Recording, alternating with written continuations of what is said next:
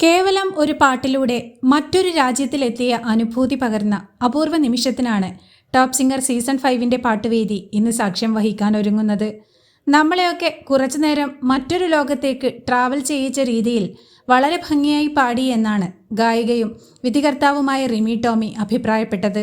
Top singer season 5ലെ ജനപ്രിയ കുട്ടിപ്പാട്ട് ഗായികമാരായ ആർജിതയും സെബാമോണുമാണ് ഇത്തവണ മത്സരവേദിയിലെത്തുന്നത്. കാട്ടിലെ മൈനയെ പാട്ടു പഠിപ്പിച്ചതാരോ എന്ന ഔസേപ്പച്ചൻ ഈണം പകർന്ന സുവർണഗാനം തൻ്റെ തെറിക്കുന്ന ശബ്ദത്തിൽ പാടി പാട്ടുവേദിയെയും വിധികർത്താക്കളെയും പുളകം കൊള്ളിക്കുകയാണ് ആർജിത.